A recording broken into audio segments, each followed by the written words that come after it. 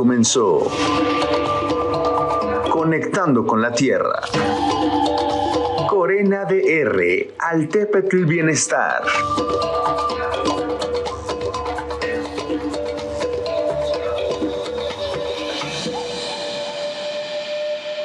¿Cómo están? Buenas noches, bienvenidos a este primer programa, maravilloso programa de Conectando con la Tierra. Muy buenas noches, mi nombre es Luis Labastida, les doy la bienvenida. La verdad es que es un día maravilloso para nosotros. Estamos transmitiendo en vivo y en directo en el 1150 de su AM y tengo el honor y el gusto de presentar a quien estará conmigo acompañándome durante todas estas transmisiones que vamos a tener en estas veintitantas semanas que tendremos al aire. Doctora, ¿cómo está? Ay, muchísimas Yo no les voy a decir su nombre porque prefiero que así como yo me presenté solito, usted también les diga.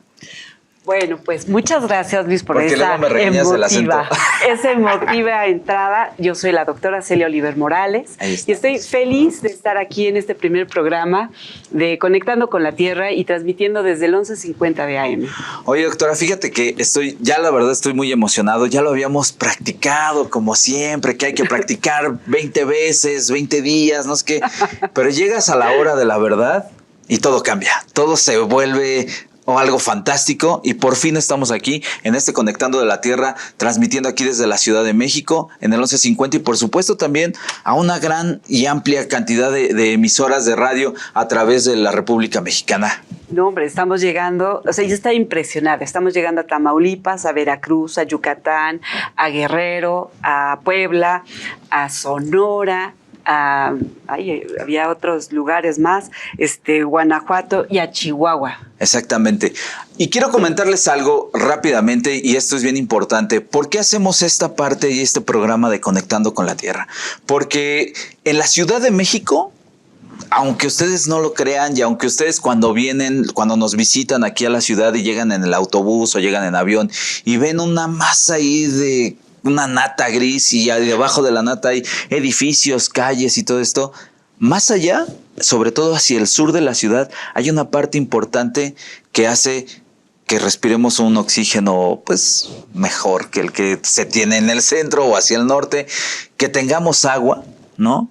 Y que tengamos también vistas espectaculares, ¿no? No, hombre, la temperatura también la regula. Exacto. El ruido lo regula, los contaminantes también que van volando.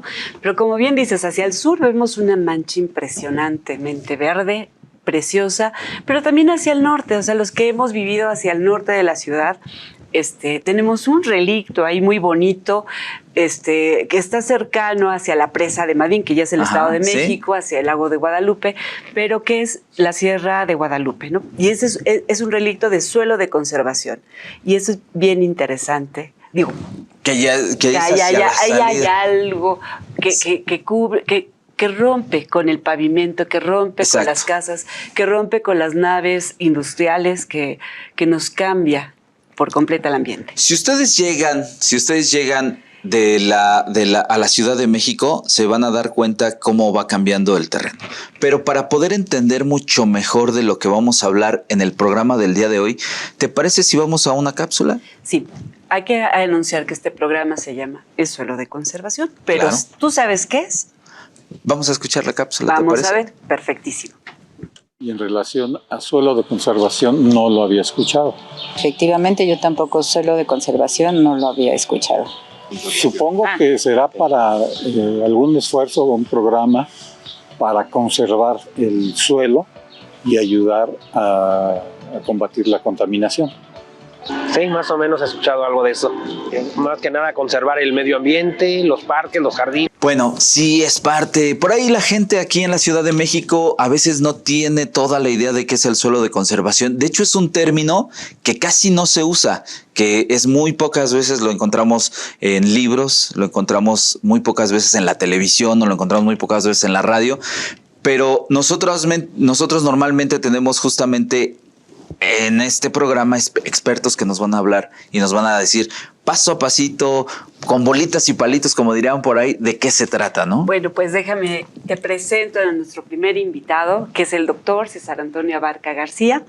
Él es subdirector es Él es el subdirector de Conservación y Beneficios Ambientales de la Comisión Nacional de Recursos Naturales y Desarrollo Rural. De aquí en adelante, como es muy largo, sería nada más la Corena DR. Bienvenido, doctor, ¿cómo está? Pues muchas gracias, Luis, Celia. Me gustaría comenzar felicitándolos por este nuevo programa y gracias, me entusiasma pues estar en el arranque del mismo. Y ¿saben qué? Justamente vengo del suelo de conservación aquí a la estación de radio, al suelo urbano. ¿Cuánto tiempo te hiciste del suelo de conservación, que es la parte donde está la Corena ahí entre Xochimilco y Tláhuac, aquí a donde estamos en acústica? Como 1 hora 30 minutos, más o menos. Más o menos, y eso porque hay bastante tráfico, y eso que tenemos segundos pisos y todo el rollo, ¿no? Así es. Oye, Doc, y perdón, ya lo conozco, ya nos llevamos bien, doctor. Dime y cuéntame, platícanos un poco. Empecemos por este rollo. ¿Qué es suelo de conservación? ¿Por qué se le llama así? ¿Por qué la gente de repente, pues no hay por ahí alguien que nos diga en la primaria o en la escuela no nos dicen, hoy vamos a ver en Ciencias Naturales el suelo de conservación? ¿No? Así no.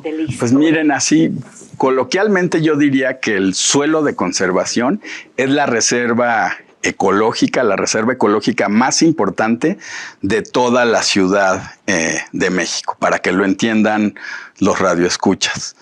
Y formalmente está delimitado administrativamente. Hay una parte, ¿se acuerdan que inicié así el programa que les dije, vengo del suelo de conservación hacia la zona urbana? Sí. Resulta que la Ciudad de México está dividida así en 2 grandes tipos de suelo. El suelo urbano, que es donde la mayoría de las personas vivimos, y digo la mayoría porque ahí es donde la densidad es más grande, donde están los cines, los teatros, el metro, el metrobús, etcétera, etcétera. Y el suelo de conservación, pues es eso, es la reserva ecológica en donde se encuentran todavía los ecosistemas originarios del Valle de la Cuenca de México. Que hay que recordar, perdón que lo interrumpa, doctor, pero hay que recordar que vivimos en una zona que era un lago inmenso y que alrededor teníamos una cordillera, bueno, todavía tenemos, todavía la tenemos y que está rodeada también de bosques, ¿no? Bueno, esta cordillera es súper importante porque es el eje neovolcánico transversal, donde surgen, o sea, los choques de las placas permiten la formación de volcanes, y tenemos un montón de volcanes. Uno emblemático de la ciudad es el Xitle, ¿no? El Xitle. Pero ya no hablemos más, mejor cuéntenos qué pasa con toda esa orografía de volcanes, de valles en los ecosistemas. ¿Cuáles son? Pues miren, algo muy relevante que sucede en la República Mexicana, y lo mismo ocurre en el suelo de conservación, es que el territorio es sumamente heterogéneo. Entonces, hay muchas altitudes, diferentes paisajes, tipos de clima, temperatura, etcétera. Eso hace que en términos generales exista una diversidad biológica y de ecosistemas muy importantes. En el suelo de conservación, por ejemplo, al menos, y todavía hay una mezcla de ellos, existen 5 ecosistemas bien definidos. Eso es algo increíble, ¿no? Tenemos matorral xerófilo, que es de las zonas así muy secas. Tenemos bosques de pino, bosques de encino, tenemos lo que mencionaste al principio, Luis, una zona lacustre, tenemos pastizales de alta montaña, es decir, es un territorio muy diverso, y esa diversidad se debe a lo que acabo de mencionar, y ustedes también dijeron, a la heterogeneidad ambiental que existe en este territorio. Es una cuenca, ¿sí? Como dijeron, hay una parte alta, montañosa, y luego toda la parte lacustre, y una relación muy importante entre ambas zonas. Pero, por ejemplo, también hablo de matorrales, pero el matorral es un ecosistema que lo vemos o lo ubicamos a 800 metros sobre el nivel del mar, y resulta que tenemos un matorral, pero a 2.500, 2.600 metros sobre el nivel del mar, y además la humedad que hay en esos lugares es totalmente distinta. Entonces eso también permite que haya más endemismos, que haya más biodiversidad. ¿O cómo? Efectivamente, se le acabas de poner un ejemplo muy bonito, ¿no? Tenemos uno de los matorrales xerófilos que se encuentran en las mayores altitudes en cualquier parte del mundo, ¿no? Por ejemplo, en toda la costa del Pacífico mexicano hay selvas bajas y se caracterizan por ese tipo de vegetación, ¿sí? O sea, árboles más chaparros, plantas muy espinosas que acumulan una gran cantidad de agua, que gran parte del año pierden sus hojas, etcétera. Y aquí en la Ciudad de México prácticamente están conviviendo con bosques de encino y de pino que se distribuyen pues a altitudes mucho mayores. Claro, fíjate, Doc, que el fin de semana estuvimos por allá por la parte de Parres, hacia el sur de la Ciudad de México, la salida federal a Cuernavaca, y veíamos justamente que hay una parte en donde hay justamente estos matorrales, ¿no? Estos pequeños pastos que así parecen, y alguien por ahí me preguntaba, ¿y de qué sirve tener pastos como estos y no tener más pinos o más árboles, ¿no? Pues es un ecosistema sumamente particular. Nada más hay que hacer una diferencia. O sea, Luis, tú te estás refiriendo a los pastizales, que son distintos al matorral xerófilo al que yo me refería. Ok. Para que se ubiquen perfectamente bien, y yo creo que es la mejor forma de conocer las cosas. Por eso te invitamos, doctor, para que nos quitaras esas dudas. ¿Por qué no que los radioescuchas vayan a visitar el Parque Ecológico en la Ciudad de México, que está en la alcaldía de Tlalpan? Y ahí hay un matorral xerófilo muy bien conservado y precioso. Ahora, me regreso rápidamente a los pastizales. Pues los pastizales son muy importantes, igual que los otros ecosistemas, pues porque captan una gran cantidad de humedad, permiten una infiltración realmente elevada y además por sus características son refugios de organismos únicos. Seguramente una gran cantidad del público ha oído el gorrión serrano. El gorrión serrano es una especie endémica de estos pastizales, o el teporingo, que es un conejo así chiquito, redondito. Bueno, pues son refugio de esos organismos. Y por lo mismo, nada más para acabar de contestar la pregunta, Celia, ¿qué pasaría si sustituimos ese pastizal? Pues por otro tipo de ecosistemas. Pues también desplazamos a las especies que llevan cientos de años viviendo ahí, porque hay que recordar que todo esto depende de procesos históricos evolutivos que llevan miles de años. Claro, ahora no salieron de la noche a la mañana. Bueno, la verdad es que esto es muy, muy interesante, pero vamos a una cápsula que nos habla de los endemismos. Muchas gracias, doctora Barca, por acompañarnos en esta primera parte para comprender qué es el suelo de conservación y qué ecosistemas están estructurando este mismo. Al contrario, muchas gracias a ustedes y espero muchas veces nos vamos a ver. Exacto, era lo que iba. Espero que me inviten más veces porque me encanta la radio. Va a ser tu casa, vas a ver. Vamos a cápsula y regresamos. Gracias, doctor. La palabra endémico proviene del griego endemios, que significa nativo.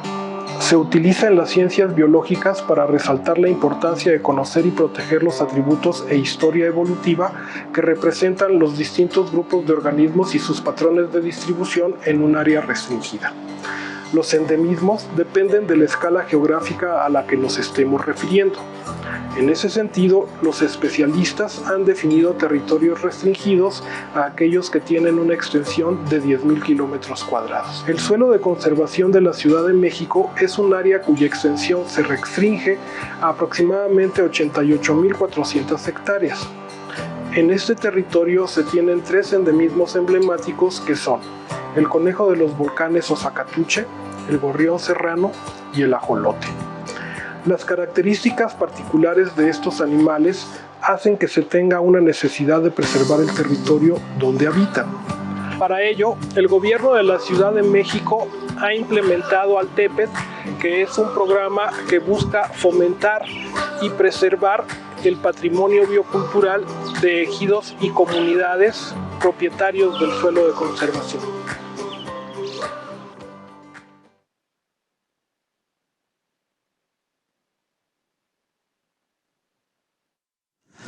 Pues ya estamos de vuelta aquí en Conectando con la Tierra, el primer programa de muchos que se vienen para todos nosotros. La verdad es que estamos muy emocionados. No sin antes recordarles que pueden ponerse en contacto con nosotros a través del 5561-962774. Les repito el número, 5561-962774, para que nos manden un WhatsApp. Nosotros les vamos a estar leyendo. Si tienen alguna pregunta, alguna sugerencia, por supuesto los vamos a leer y los vamos a estar también saludando a través de esta frecuencia y a través de las otras frecuencias por donde estamos transmitiendo, que es el 1150 de AM aquí en la Ciudad de México, el 780 de AM en Tampico, el 1450 de AM en Poza Rica, Veracruz, el 99.7 de FM en Peto, Yucatán, 92.5 de FM en Chilpancingo, Guerrero, el 92.3 en Tuxtepec, Oaxaca, el 94.5 en Acatlán de Osorio, en Puebla, el 95.3 en Xicotepec de Juárez, el 91.3 en Tantoyuca, Veracruz, el 1230 de AM en Culiacán, Sinaloa, el 650 de AM en Hermosillo, Sonora, el 910 de AM en León, Guanajuato y el 880 en Chihuahua. Chihuahua, te toca, doctora. Pues sí, ya me tocaba. Muy bien, pues vamos a dar la bienvenida al doctor Jorge Escandón a nuestra segunda parte sobre, pues ya vimos que hay diferentes ecosistemas, hay diferentes interacciones, y entonces invitamos al doctor Jorge Escandón Calderón, subdirector de capacitación para la sustentabilidad de la CORENADR. Bienvenido, doctor, ¿cómo está? Hola Celia, ¿cómo estás? Luis, ¿cómo están? Buenas noches, querido auditorio. Muy bien, bienvenido. Pues bueno, ya vimos que hay muchos ecosistemas, hay muchas interacciones, hay cosas muy importantes como los procesos que ocurren ahí que pueden generar que las especies se queden inmersas ahí, no se estén extendiendo y generen endemismos, lo que llamamos endemismos. Pero, ¿qué pasa cuando estos se ven amenazados? Primero, ¿cuáles serían las amenazas principales de este suelo de conservación? Y la segunda, ¿qué pasa? ¿Qué repercusiones tiene? Bueno, yo creo que la principal amenaza es justamente que estamos en este momento en el siglo XXI, habitando obviamente el siglo urbano. Entonces la tendencia de la población mundial a habitar zonas urbanas se ve como una condición sine qua non para el siglo XXI, ¿no? Y la Ciudad de México no es excepción en ese sentido, y obviamente se generan toda una serie de elementos de tensión entre todas las propuestas, obviamente, de expansión urbana y todo lo que tiene que ver con desarrollo rural, y también las políticas y las propuestas de conservación. Entonces ahí tienes elementos de tensión que todo el tiempo están jugando, y que es una relación compleja en términos de preservar territorios. Un segundo, doctor, vamos a tener que hacer un corte y regresamos. Regresamos rapidísimo.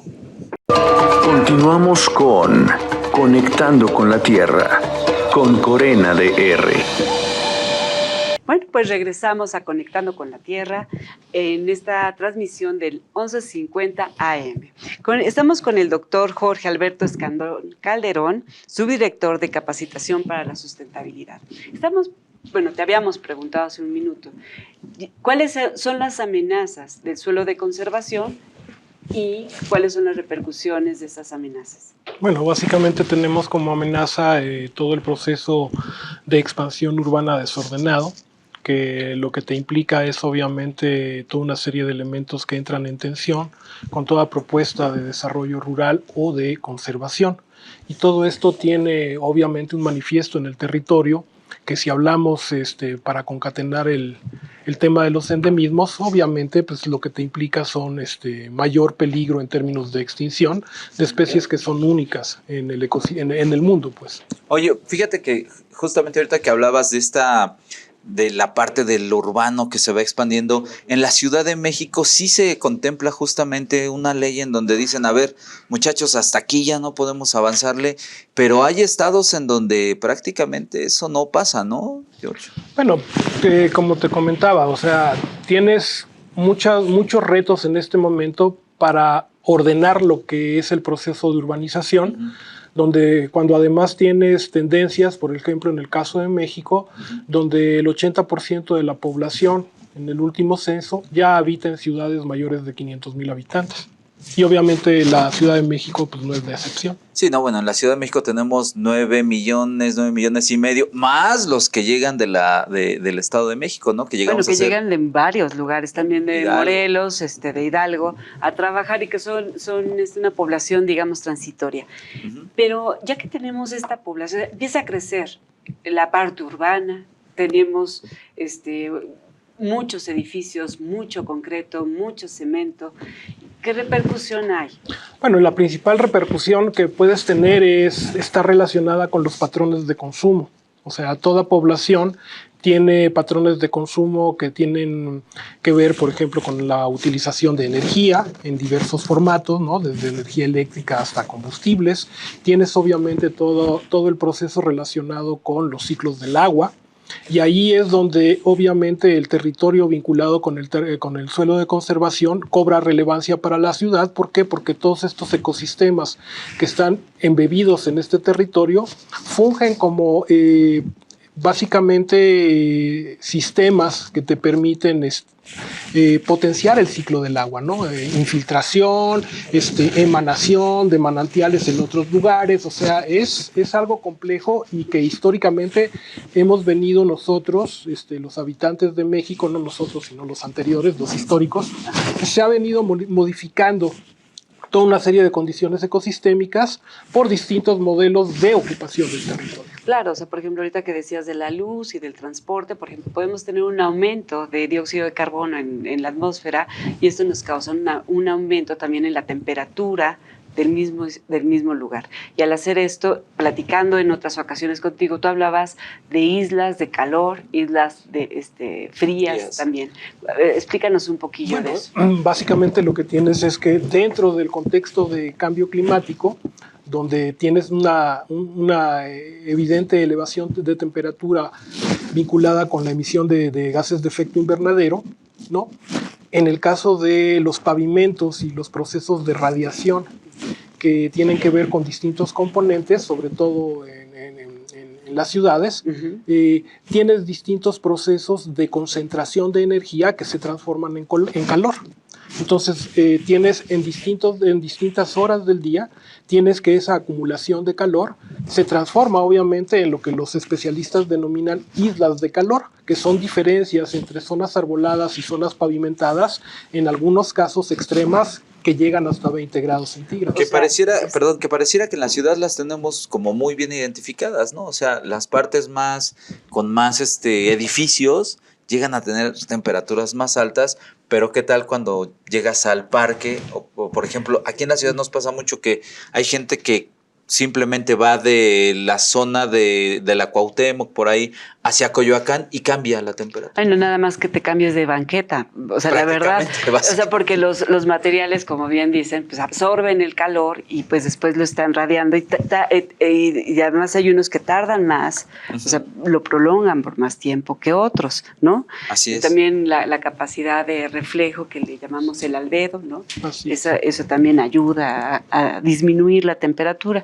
Pero pues, ¿para qué cambias de delegación si con que cambias de banqueta? Con eso alarmas. Pero regresando al tema principal del programa, que es el suelo de conservación, pues es importante preservar todos los ecosistemas que tenemos en este territorio, porque también en el contexto de cambio climático y de islas de calor, podemos considerar que el suelo de conservación es una isla, por ponerle un término, de enfriamiento de estas condiciones. Claro. Entonces ahí es donde ayuda a preservar condiciones de temperatura, ¿no? Que obviamente permiten un mejor funcionamiento de todos, ¿no? Así es. Oye, platícanos un poco sobre la degradación justamente del suelo de conservación. Aquí en la Ciudad de México, ¿en dónde se da más? ¿Y cuál es justamente, cómo podríamos nosotros actuar para que esta degradación podamos irla deteniendo? Bueno, mira, los procesos de degradación están muy claros a partir de lo que se definió como línea de suelo de conservación. Creo que uno de los elementos también que detonan el proceso vinculado con el deterioro del suelo de conservación es todo lo que tiene que ver con especulación inmobiliaria y expansión urbana, ¿no? Donde tienes toda una serie de elementos de mercado que prevalecen y hacen que pese mucho más el valor de cambio, de intercambio monetario, versus el valor de uso, donde en términos de valor de uso, tú lo que puedes ver es que hay toda una serie también de riquezas, no nada más biodiversas, sino también en términos culturales que preservan todavía estos espacios en el suelo de conservación. Y por eso es súper importante lo que se hace, por ejemplo, en el caso de la Ciudad de México, en donde en ciertas zonas como Milpalta, por ejemplo, que es prácticamente toda la alcaldía es suelo de conservación, es trabajar directamente con cada uno de los pueblos, prácticamente con cada uno de los barrios para ir manteniendo y que esto no se nos salga de control, ¿no, doctor? Bueno, claro, o sea, ahí lo importante es justamente ver todas las redes de solidaridad y además toda una serie de programas impulsados, en este caso por el gobierno de la Ciudad de México, para que constantemente se estén construyendo alternativas de pactos y acuerdos sociales que obviamente permitan coadyuvar a que todo este territorio prevalezca. No es algo fácil, o sea, hay intereses, hay tensiones, hay visiones y hay percepciones en relación a este territorio que son bastante diversas y bastante distintas. Entonces, siempre el reto está en tratar de homogeneizar todas estas visiones para construir acuerdos. A ver, doctor, y por ejemplo, ya estamos viendo alguna cuestión social, política en este momento.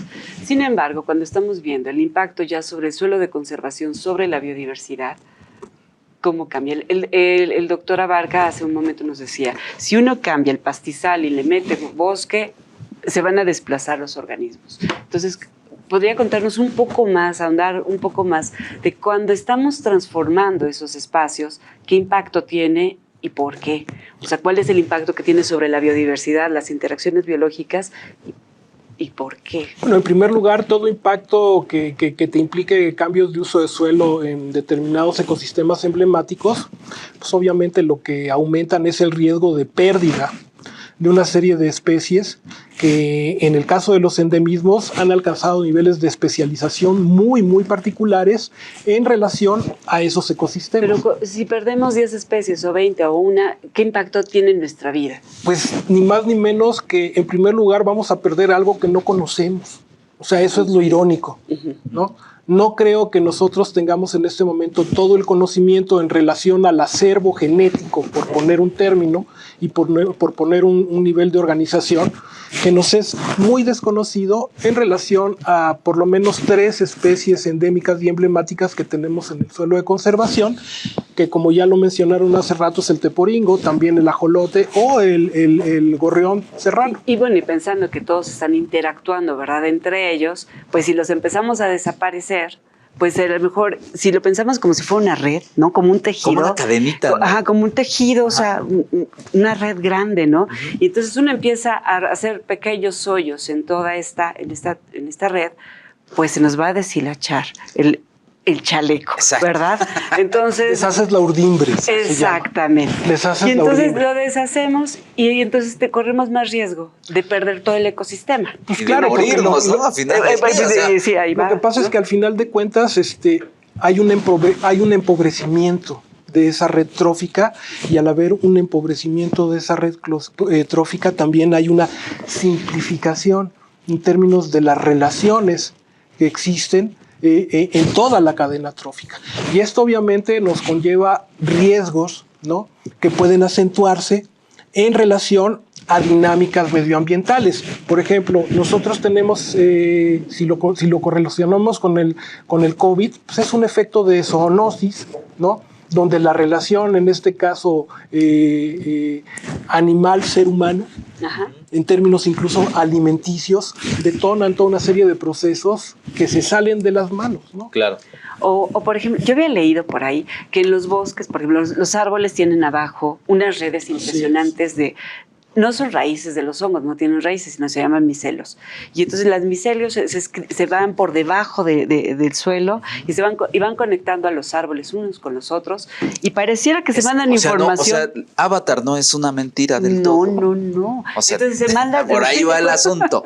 No, se comunican entre ellos y entonces pueden casi mandarle mensaje de está enfermo o necesita más agua y mandan recursos al herido, digamos. Así es. Oye, Doc, ya prácticamente estamos cerrando tu participación, pero ¿qué le recomendarías a la gente que vive en suelo de conservación? ¿Qué tiene que hacer para justamente ser parte de esta red que beneficie a todo el suelo de conservación? Pues más que recomendarle a la gente del suelo de conservación, yo le recomiendo a todo el urbanita habitante de la Ciudad de México, incluso en su zona metropolitana, que se acerquen a este territorio y que obviamente lo conozcan, porque básicamente no pueden haber o no puedes detonar estrategias de conservación de algo que no conoces. Entonces yo a lo que invitaría a toda la gente de la urbe, ¿no?, es a que conozcan su entorno y obviamente que visiten todo el suelo de conservación.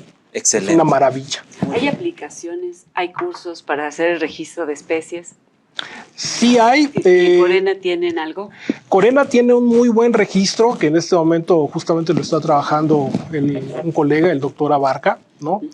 Y yo los invitaría a que se acerquen con el doctor, obviamente para que conozcan toda la serie de estrategias que se están llevando a cabo para preservar mucho del acervo que se tiene. Muy bien, perfecto. Pues padrísimo, le damos las gracias. Muchas y no gracias. es la última vez que vamos a estar juntos, doctor. Exacto. Bueno.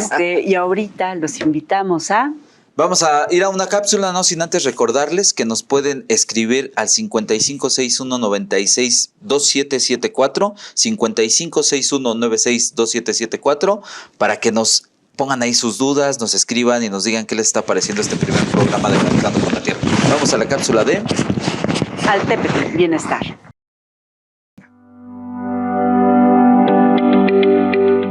El Gobierno de la Ciudad de México impulsa la conservación, protección, restauración y mantenimiento de los ecosistemas y agroecosistemas del suelo de conservación con el programa Altépetl Bienestar. Sus componentes son Bienestar para el Bosque, Sembrando Vida Ciudad de México, Bienestar para el Campo, Facilitadores de Servicios y Desarrollo de Capacidades para el Bienestar Rural. Cada uno de los apoyos se entrega de forma directa a las personas beneficiarias. Este año, el Gobierno de la Ciudad de México invirtió 1,100 millones de pesos en el programa Altépetl Bienestar. Busca toda la información en cedema.cdmx.gov.mx.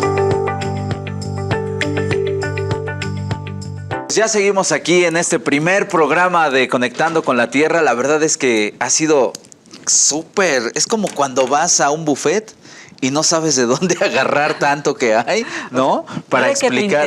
Requete intenso, porque dices, bueno, este es el suelo de conservación y hay que hablar de esto, y hay que hablar del otro, y hay que hablar de aquello. Es que hay muchas cosas de qué hablar, por eso vamos a tener varios programas que espero que nos sigan durante toda esta temporada. Como quesillo, mira, vamos a ir así, deshebrando, para ir conociendo mucho más del suelo de conservación y sobre todo de qué es lo que hace la Comisión de Recursos Naturales de la Ciudad de México, aquí justamente en la capital del país, cómo lo hacen, todos los expertos que tienen, cómo lo denominan, cómo lo van llevando a cabo, y parte de eso es lo que vamos a ver ahorita, ¿no?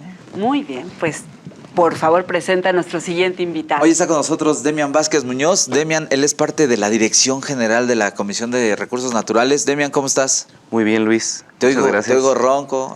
Un poquito, vengo saliendo de la enfermedad. pero muy bien.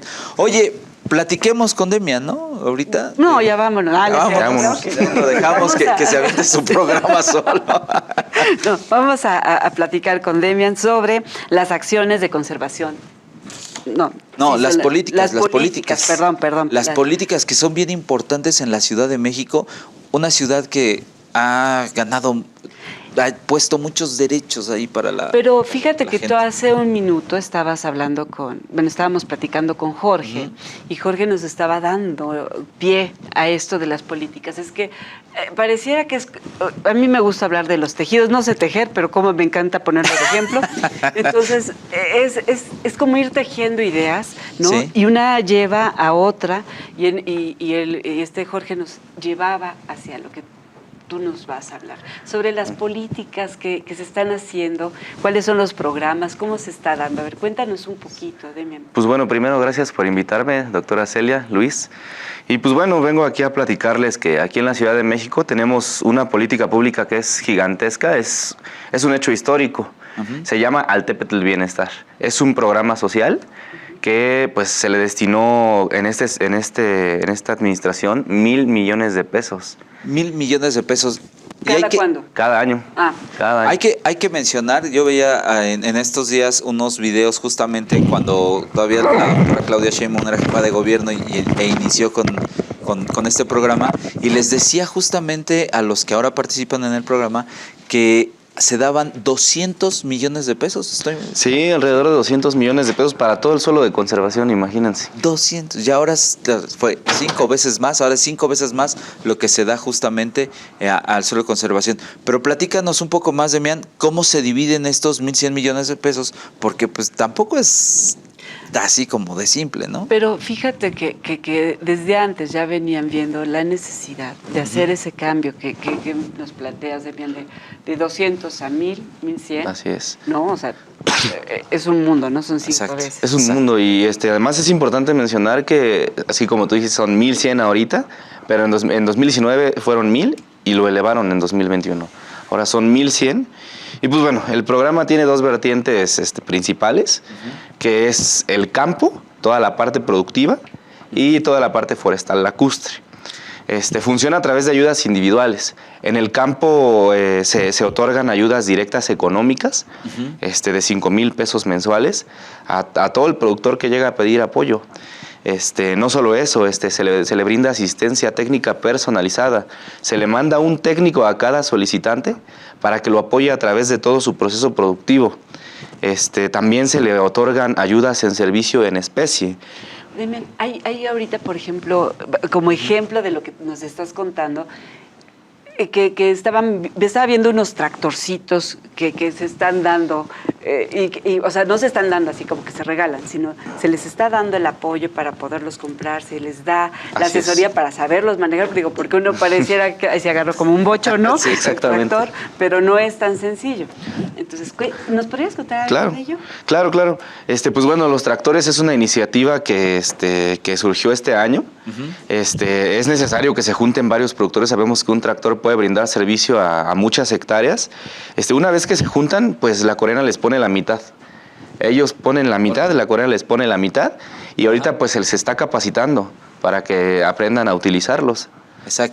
Exactamente. Y normalmente lo que se hace es tratar de no dejar solo a los campesinos y a las mujeres también, por supuesto, porque lo que pasaba antes a lo mejor era lo poquito que te puede llegar de apoyo. Lo que vamos a hacer es a lo mejor que tú solito aprendas, o lo que ya sabes de tus papás, de tus abuelos, pero ahora no, ahora es algo mucho más amplio en donde entran técnicos, ¿no? Así es. O sea, esto viene desde la dirección general, desde jefatura de gobierno, ¿no? Es una línea... O sea, viene de jefatura de gobierno, o sea, ellos dicen, vamos a proponer los 1,100 millones anualmente durante el sexenio.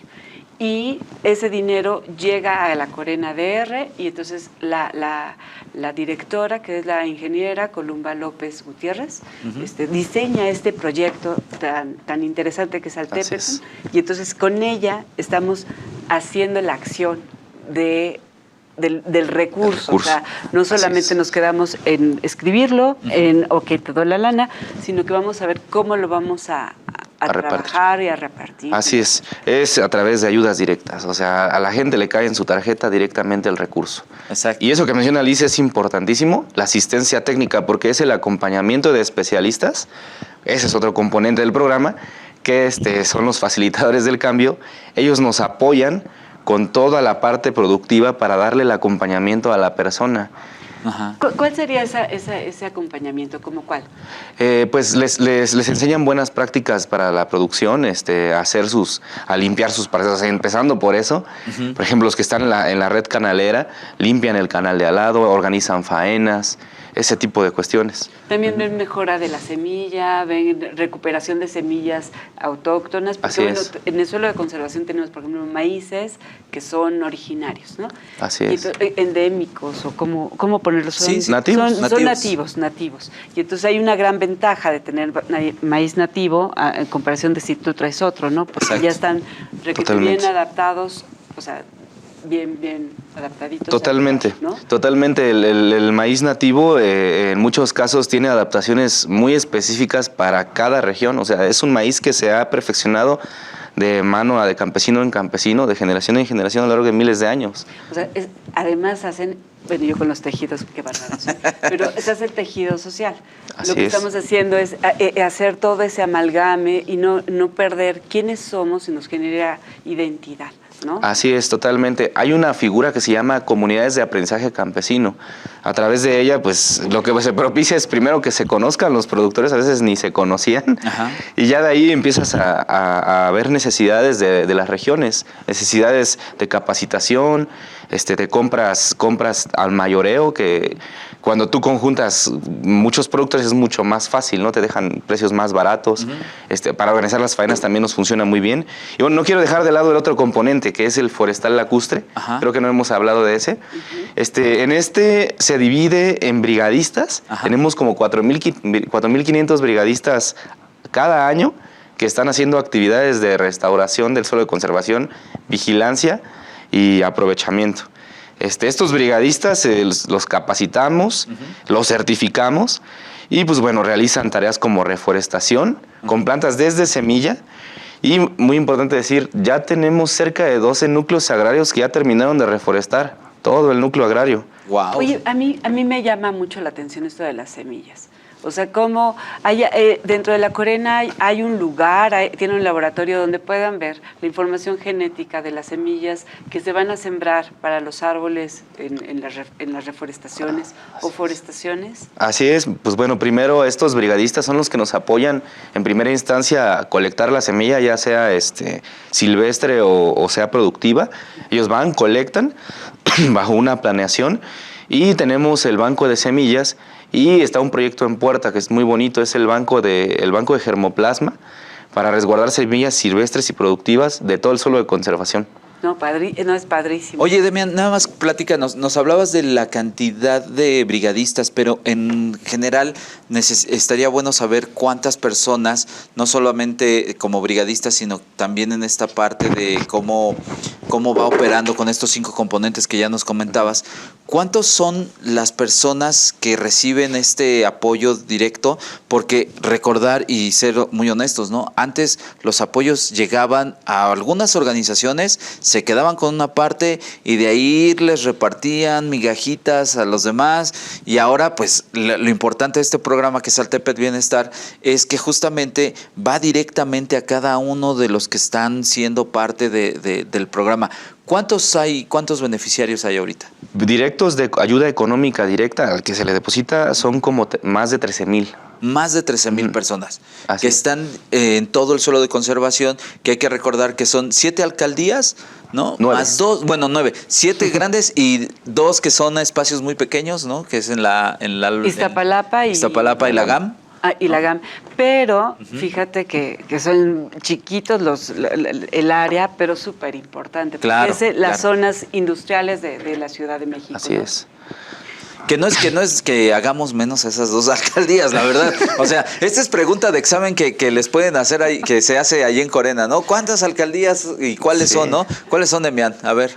Es la GAM, Ajá. Iztapalapa, Que son las 2 que acabo. Guajimalpa de Morelos, Ajá. Álvaro Obregón, Ajá. La Magdalena Contreras, Tlalpan, Xochimilco, Tláhuac y Milpalta. No, hombre, te las tienes mega dominadas. Y si no fuera así, la ingeniera Columba ya te estaría llamando a su oficina en estos momentos.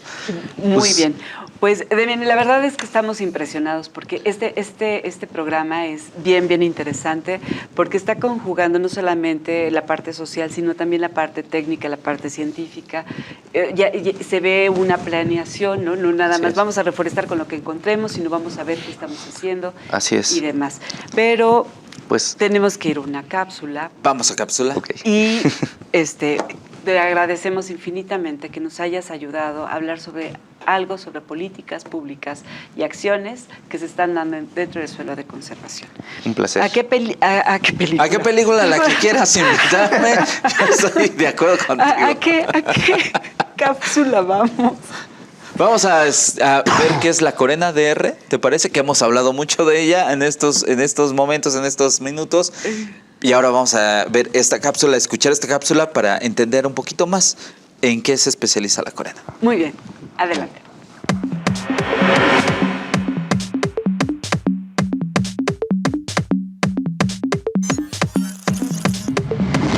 Los recursos naturales y zonas de producción agrícola en la Ciudad de México son protegidos por la Comisión de Recursos Naturales y Desarrollo Rural, Corena DR, la cual fue reestructurada en 2019 por la jefa de gobierno Claudia Sheinbaum para integrar el bienestar de las comunidades en el cuidado de los ecosistemas. Sus principales tareas son fomentar el desarrollo del campo con apoyos, capacitación e infraestructura, conservar y restaurar los recursos naturales como bosques, ríos, pastizales y humedales, promover la agrobiodiversidad, los cultivos nativos y el turismo alternativo, apoyar iniciativas que promuevan el comercio local y justo. Para lograr esto, todos los días participan en ella cerca de 5,000 personas, entre técnicos, ingenieros y brigadistas, quienes recorren los ecosistemas y zonas productivas. Ahora ya lo sabes, la Corena DR trabaja en el suelo de conservación para el beneficio de toda la gente.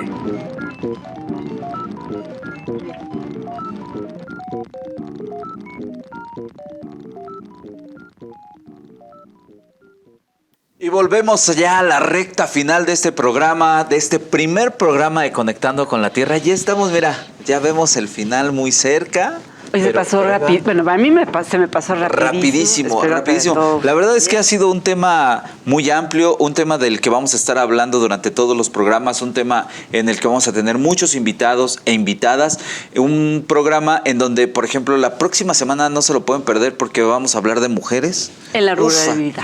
Que va a estar maravilloso ese programa, pero mientras, nada más hacer hagamos un resumen de todo lo que vivimos y de todo lo que hablamos en este programa, empezando por el programa Altepet Bienestar, que justamente es un programa diseñado por la doctora Claudia Sheinbaum y la ingeniera Columba López, ¿no? Que ya venían trabajando, no es nada nuevo, venían trabajando desde hace más de 20 años juntas, ¿no? Y aparte trabajaron en la alcaldía Tlalpan y llegando a la jefatura de gobierno en 2019 deciden implementar este programa en toda la ciudad, que se ha vuelto algo maravilloso y que como dice mi querida Celia, ha ido tejiendo muchas cosas buenas en este suelo de conservación. Claro, o sea, va tejiendo la parte social, la parte también de identidad de la gente que habita en suelo de conservación, ¿no?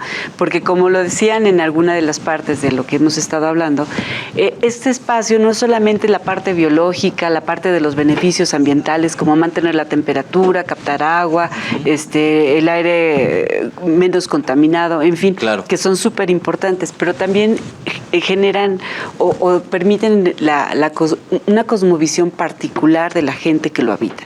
Y entonces, ¿qué es esto? Pues bueno, ¿cómo representan para ellos esos espacios? El Pico del Águila, la gente va el 1 de enero, ¿no? Sube hasta allá a los casi 3,000 metros, ¿no? Ya casi sientes que sí. Muchos de los que vivimos más hacia el centro ya llegamos a esa altura y es marearse, ya es empezar a decir... O que fumes, ya no estás llegando, ¿eh? Ya no estás llegando. Pero el caso es que es algo como de llenarse de energía. Lo ven de una forma diferente, reconocen a las especies de una manera distinta, claro, ¿no? Y eso no es algo novedoso también desde las culturas prehispánicas, porque los pueblos originarios que se encuentran ahí inmersos tienen esas raíces prehispánicas, ¿no? También, y ellos visualizan toda esta biodiversidad de una manera mágica, diferente a la que podemos pensarlo las personas que estamos viviendo o hemos vivido casi toda nuestra vida en la parte urbana de la ciudad. Así es. Oye, a mí me gustaría también agradecer a toda la gente que nos ha estado viendo, mandar un saludo a Ana María Domínguez, que nos pregunta cómo afecta la actual contaminación a los ecosistemas, ¿no?